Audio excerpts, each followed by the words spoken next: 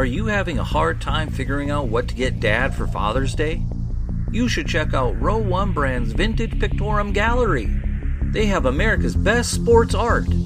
With over 7,200 historic sports prints, you're assured to find something unique for Dad this Father's Day. Instead of a boring old tie, get him a historic baseball photo taken by Henry High Sandham at the historic Polo Grounds Stadium in New York City during the 1894 Temple Cup.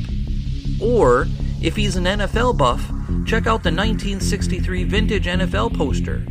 These are so good looking that you'll be amazed how they turn out. Shop now at sportshistorynetwork.com/row1 and save 15% off your order. NFL jersey number 29. Don't we all have a favorite number 29 in NFL jerseys? Sit there and think about that for a second. And will they come up on your list? We're going to find out in just a moment. This is the Pigskin Daily History Dispatch, a podcast that covers the anniversaries of American football events throughout history on a day-to-day basis. This is your host, Darren Hayes, and we're podcasting from America's North Shore to bring you the memories of the gridiron, one day at a time. So with Mike and Gene Monroe, as well as Jason Neff supplying us with the tunes, let's go no huddle through today's football history headlines. This podcast is part of the Sports History Network, your headquarters for the yesteryear of your favorite sport. You can learn more at sportshistorynetwork.com. Hello, my football friends. This is Darren Hayes of PigskinDispatch.com, and welcome to the bonus edition of the Football by Numbers of the Pigskin Daily History Dispatch, because we are going through the football jersey numbers of the NFL's greatest players. We started at zeros, we're working our way up to 99s, and today's edition, we cover the jersey number 29, the greatest NFL players that wore that jersey number. And we're going to go through a bunch of great players here today. This is another solo mission. We have a guest coming back in for a lot of our 30s, Joe Ziemba, Joe Zagorski, a little bit more of Joe Ziemba, and some other great things. Jeremy McFarland is coming up, so we got some great guests to come and talk about the 30s, but we're going to finish off the 20s with number 29 on this solo mission, and we're going to start off by telling you the Pro Football Hall of Fame gives us 5 individuals that are in the Canton, Ohio Museum that wore the number 29 according to the Pro Football Hall of Fame. And they are Eric Dickerson, Ray Flaherty, Tommy McDonald, Red Badgrow, and Ken Houston. Those are our 5 names. So let's get into those guys just a little bit here. The first one is Ray Flaherty, and Ray Flaherty wore the jersey number for 1 season, and our friend Larry Schmidt, who is the expert on all things New York professional football, says that Ray wore that jersey number with the New York Yankees during the 1928 season, and we have talked quite a bit about Ray on some other episodes, especially some things that Larry has done in investigating, because he was a very famous New York Giant, and Larry is very near and dear to his heart, talking about Ray Flaherty and what a great player he is. And I'm not going to sit there and talk too much about Ray Flaherty because we've covered him quite a bit, but I will tell you, even though he wore it for 1 season, with the importance that Larry Schmidt has put on him, and as much as I trust what Larry Schmidt says, I think we're going to put Ray Flaherty on that list right now as one of our top 10 number 29s ever to play the game. Another one that I think is probably a sure bet is Eric Dickerson. Wow, what a runner he was. Eric Dickerson played 146 games in the NFL. He played from 1983 all the way to 1993, came out of SMU, and just had a great college career too. And what he did is he had a 2,105 yards rushing in his second season in the NFL for the Los Angeles Rams, 1984. Played with the Rams, played with the Indianapolis Colts, had a stint with the Raiders and the Falcons at the end of his career. Before his career, 13,259 yards, just under 3,000 rushes, 4.4 yards per carry, 90 touchdowns in 146 games. That's pretty phenomenal running there. And who can forget those glasses to protect his eyes? Underneath the helmet, just had the band going across there, and that big number 29 coming through with the big shoulder pads, just like larger than life. And boy, he ran like larger in life too. What a great running back Eric Dickerson was. He 6-time Pro Bowler, 5 times as an All-Pro. all 1980s team he was elected to. 1983 AP Offensive Rookie of the Year, and the Player of the Year as a rookie in 1986. Player of the Year, period, as in 1986. He was a veteran at that point. Just a great runner. Number 29 his entire career. Eric Dickerson is definitely going on that list because he's one of the all-time great running backs in history. We talked about a lot of great running backs here in the late number 20s, and we've got a bunch coming up for the 30s too. Now, our next player we want to talk about is Ken Houston. Ken, great NFL player, defensive back, played with the Houston Oilers most of his careers, came in 1967 to 1972 with the Oilers, and then played 73 through 1980 with the Washington Redskins. 8 years as a Redskin, 6 years as an Oiler. And, started off in the AFL, finished up in the NFL. 196 games, 49 picks, 9 pick sixes, just under 900 yards, return yards. Now, he wasn't always a 29 his whole career. He was 29 for just his years with Houston. He was number 27, and we talked about him as a number 27, but really had a great career, split sort of right in half with wearing those different numbers, but wore a significant amount of time. And Ken Houston, those 6 seasons he wore it, that makes him good enough for my book. He is going to be our third person on the list to be one of the greatest NFL number 29s in history of the league. Now let's talk about our other two Hall of Famers. And Tommy McDonald is one. He wore the number 20. Yeah, Tommy McDonald came into the league in 1957, played through 1968. Philadelphia Eagles for 7 seasons, first 7 seasons in the league. Was an LA Ram for 2 years. An Atlanta Falcon at the end of his career for 1 year. And also played with the Browns. Browns and Dallas at the end of his career. Was Tommy McDonald, and he was just a great sort of wide receiver, flanker, wore a bunch of different numbers. We talked to him a little bit about the number 25s, but wore the number 29 for just 3 seasons. That was with the Rams and the Cleveland Browns, and he really was sort of tailing off his career there, but he did have 67 receptions in 1965, 55 in 1966 with the number 29 on, 1,036 receiving yards in that 65 season with the Rams. So he did have a pretty good season there, especially 1965 in the NFL. That's not too bad for 1,000 yards receiving. As a matter of fact, that's really good. And I think maybe we'll put him on consideration and we'll come back to him to see if he'll make that, because we already have 3 spots locked up here. And then Red Badgrow is another one that is in the Hall of Fame. And Red was an end, defensive end, two-way player. Played from 1927 and 1936. New York Yankees, New York Giants, and Brooklyn he also played with. So all in the New York metropolitan area with the professional football. And not a whole lot of statistics. We did have a little bit of receiving to him. We had 35 total career receptions, 7 touchdowns. Wore 29. He did not wear it his whole career. He actually only worked for his first 2 seasons as a New York Yankee, and he doesn't have any statistics really much to say for his career there. So I don't know that he's going to make it, though, but he is a Hall of Famer. We do want to mention him. That makes him substantial in the NFL.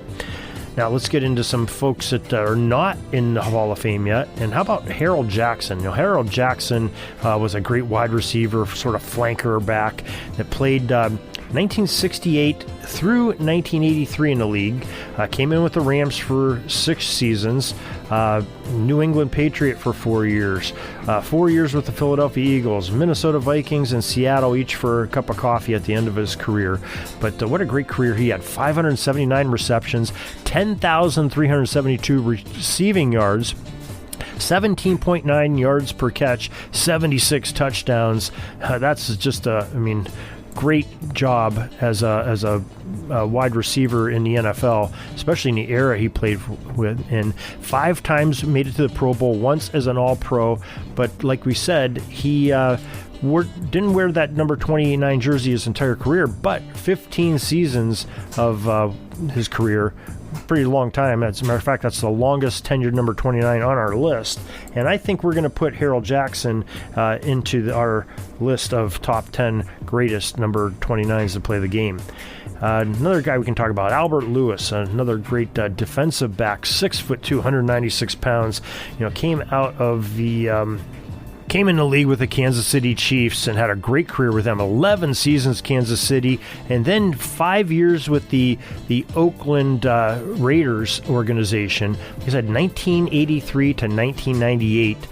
Just played cornerback there for so long. Free safety his last year with the Raiders. But 225 games, 42 interceptions, 403 yards returned off of those, and he scored a touchdown on one of those picks, for a pick six. Not sure he's going to make it, but we are going to put him on the list. We'll come back to him and talk about him. But somebody that is real pretty good, Sam Madison as a DB. He had 38 interceptions in 173 games. Miami Dolphins for 9 seasons and New York Giants for 3. 1997 he came in. 2008 was his last season in the league. 595 return yards off those 38 interceptions. 2 touchdowns. Sam Madison, great ball player. 4 times in a Pro Bowl, 2 as an All-Pro, once as a Super Bowl champion. Some great statistics there for Sam. We will come back to him as well. And next we'll go to Hanford Dixon, which is another great defensive back at Cleveland Browns. He had a great career, 1981 to 1989, so the whole decade of the 80s wore that number 29 with the Browns. 3 Pro Bowls, 2 times as an All-Pro. 26 interceptions, 225 return yards off those, no touchdowns in 131 games. Another substantial defensive back that wore the number 29, and we'll put him on our list also to come back to and talk about. And how about Earl Thomas, if you want to talk about defensive backs that could lay some lumber down.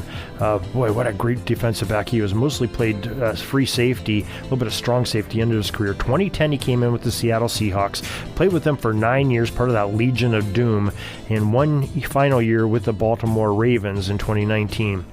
But all he did was 7 Pro Bowls, 3 All-Pros, Super Bowl champion with the Seattle Seahawks, and all 2010s team for the Hall of Fame team. Wow, just a great career. 30 interceptions, 455 return yards off those picks, 2 touchdowns in 140 games. Earl Thomas, real stout safety, and I think he was pretty substantial. And I'm going to tell you what, I'm going to put Earl on our list. That takes up 5 of our spots. Some other names, and this is one I'm not familiar with, but Carl Kassolki, I think I'm saying the name right. He played from 1963 to 1972, all with the Minnesota Vikings. 19 interceptions as a defensive back, 187 return yards, no touchdowns, 131 games.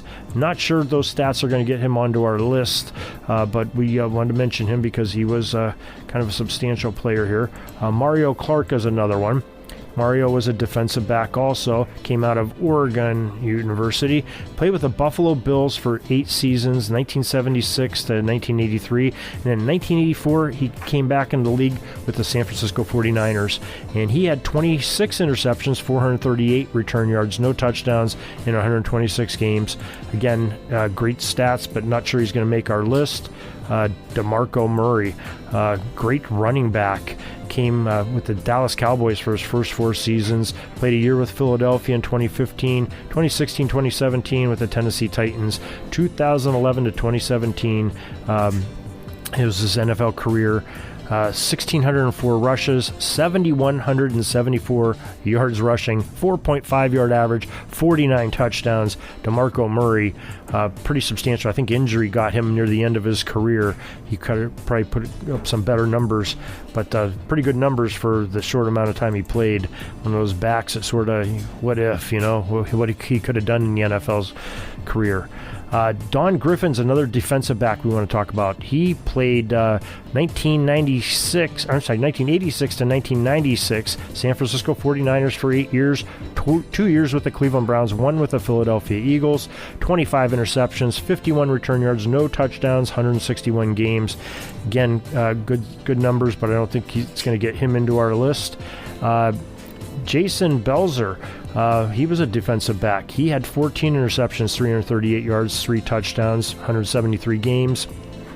Indianapolis Colts came in 1992. 2002 is his final year with the Kansas City Chiefs. 9 years with Indy, 2 years with KC.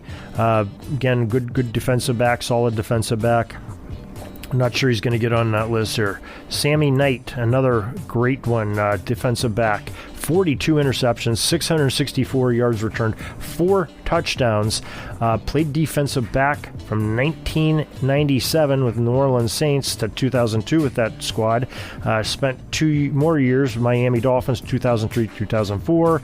Kansas City, 2005-2006. Jacksonville, 2007. 2008, his final year was with the New York Giants. Free safety, strong safety. Have 42 interceptions from that safety position. You know, that's called a ball hawk, folks. And I think Sammy might be under some consideration to possibly make our list here. He wore that number 29 for 10 seasons, Sammy Knight. I think we'll come back to him too. Eric Turner's another great one, a defensive back. Came out of UCLA, 1991 to 1999, so all in the 90s.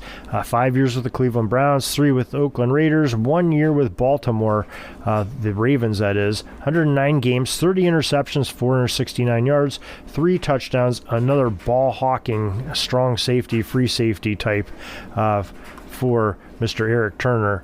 And he's got some stiff competition, but we'll maybe consider him coming back too.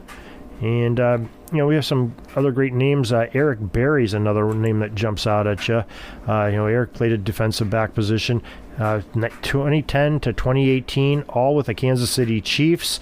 He had 14 interceptions, 374 return yards, 5 touchdowns, though, in 89 games. Kind of a short career. Not sure that he's going to cut the mustard here to get on our list. But, a lot of great players that played in here. Xavier Rhodes is another one that's a defensive back that jumps out. Cornerback. Minnesota Vikings from 2013 to 2019. Played one last year with 2020. I don't know if he's going to come back this year, playing cornerback with the Indianapolis Colts. But he's had 12 interceptions in his career, 203 return yards, 2 touchdowns, 120 games. Again, probably doesn't get him the recognition to get on this list. So we have 5 names to go back and review here to see if we get 5 more names. And I think I'm going to put Albert Lewis on there as our 6th pick. We talked about Albert. I think he definitely deserves to be on there. Sam Madison's another one I think will get on our list here. And I think Sammy Knight definitely. With those numbers from free safety. Eric Turner, another one, going to get on that list with some great numbers here. And one final player to put on our list. And boy, we got some good players here to consider. But I think what direction we're going to go is I think we're going to end up going with the Hall of Famer, Tommy McDonald. He wore that number for 4 seasons, and I think we're going to give him the nod here. So that takes us to Ray Flaherty, Harold Jackson, Albert Lewis, Eric Dickerson, Sam Madison, Earl Thomas, Tommy McDonald, Sammy Knight, Eric Turner, and Ken Houston. Those are our top 10 number 29s. We hope you enjoyed this. If we missed anybody, or maybe that you think maybe we should have somebody else on that list instead of who we have, please write us at pigskindispatch@gmail.com. Let us know, and on a future episode, we will make some corrections and take under consideration and advisement anything that you have to tell us. Maybe you'd like to come on and tell us why you think that a certain player ought to be on our number 29's top 10 list. And like I said, pigskindispatch@gmail.com. And until tomorrow, everybody, have a great gridiron day. Peeking up at the clock, the time's running down. We're going to go into victory formation, take a knee, and let this baby run out. Thanks for joining us. We'll see you back tomorrow for the next podcast. We invite you to check out our website, pigskindispatch.com, not only to see the daily football history, but to experience positive football with our many articles on the good people of the game, as well as our own football comic strip, Cleat Marks Comics. Pigskindispatch.com is also on social media outlets, Facebook, Twitter, Instagram, and don't forget the Pigskin Dispatch YouTube channel to get all of your positive football news and history. A special thanks to the talents of Mike and Jean Monroe, as well as Jason Neff for letting us use their music during our podcast. This podcast is part of the Sports History Network, your headquarters for the yesteryear of your favorite sport. You can learn more at sportshistorynetwork.com.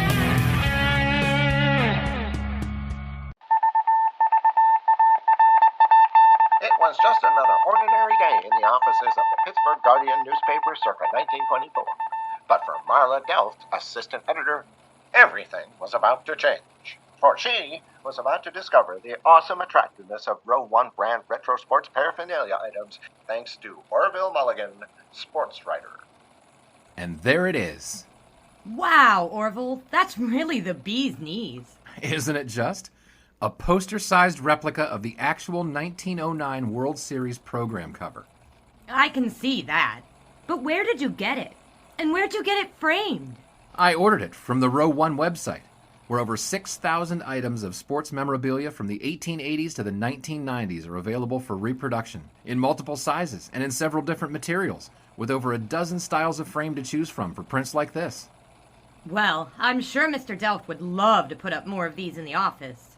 But I'm equally as sure they're beyond this newspaper's budget.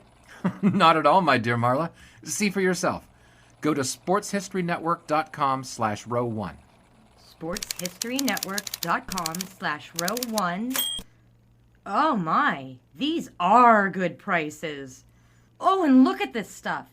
Oklahoma-Nebraska football, college basketball art, Michael Jordan items. And so retro it was that sports Marla Delft advertisement discovered the flowers. splendiferous magic of Row 1 sports memorabilia, arts, and prints. You can too by visiting sportshistorynetwork.com/row1. That's ROW1 today for access to the full Row 1 catalog of gallery prints and gifts like t-shirts, long-sleeve shirts, telephone cases, coffee mugs, blankets, pillows, towels, and even shower curtains.